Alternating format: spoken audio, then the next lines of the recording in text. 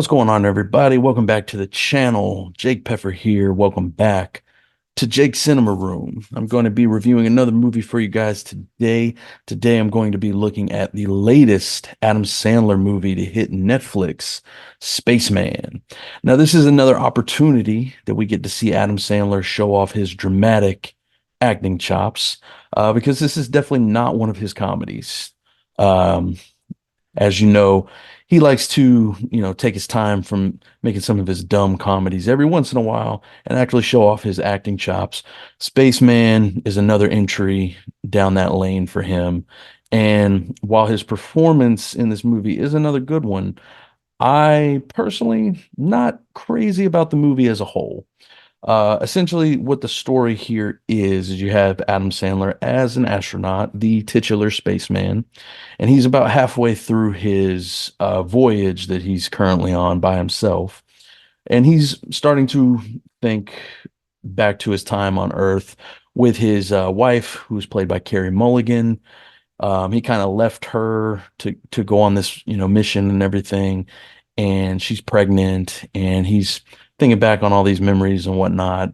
Eventually, he runs into a very interesting creature on his ship, a giant spider of, you know, which is pretty crazy.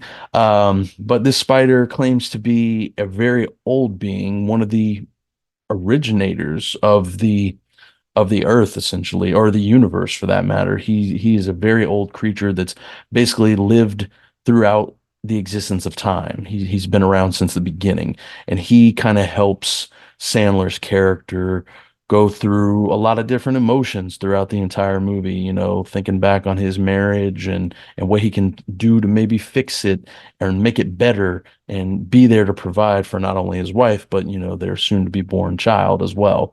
And it's an interesting concept. So I do give the movie credit there, as far as having somewhat of an intriguing setup and everything. Unfortunately, the execution is just not quite all there. Like I said before, Sandler's performance here is great. When he steps out of his comfort zone and does these dramatic roles, I think he knocks it out of the park more often than not. I mean, going all the way back to Punch Drunk Love, that was kind of his big kickoff to trying things that were a little bit more dramatic. You had stuff like Spanglish, which was kind of more of like a dramedy. It had some comedy built into it. But then you had like Rain Over Me, which I think he was really good in, and leading all the way up to just a few years ago, Uncut Gems, which is arguably still his best performance that I've seen from him.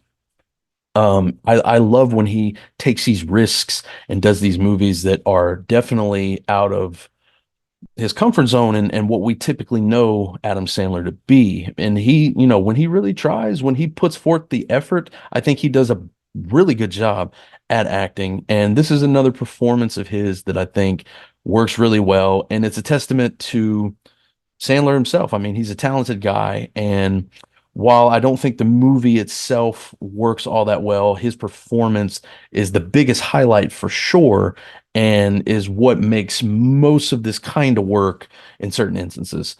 The overall story here, like I said, the concept's cool, but the story just doesn't feel like there's a whole lot there. It's him and this giant spider, who's voiced by Paul Dano, by the way, who great actor. He does a fine job here with the voice performance, but the character itself, I feel like, isn't really given a whole lot to do.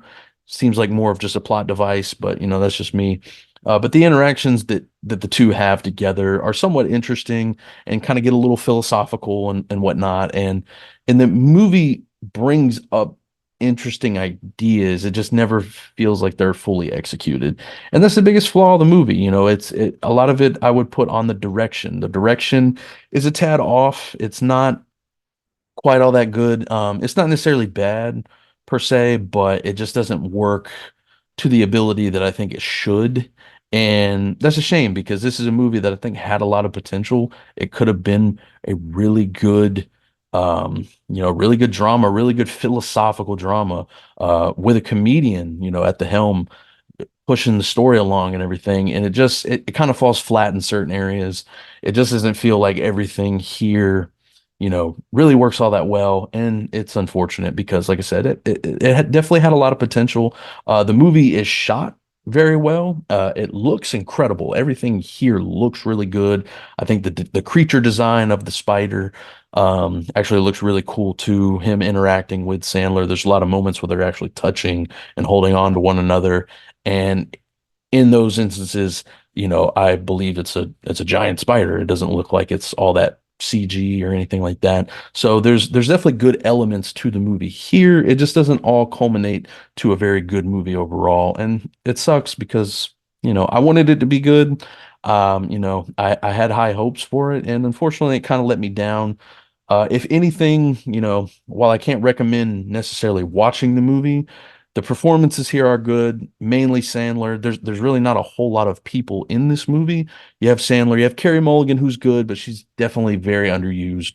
Paul Dano's good in his voice performance.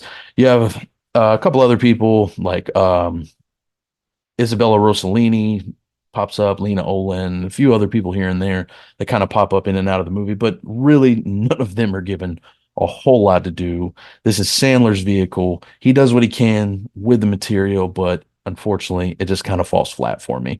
So overall, I'd give it about a 5 out of 10. It's definitely not bad by any means. It's worth a watch if you want to kind of watch something weird and really, really out there and see another really good dramatic performance from Sandler himself.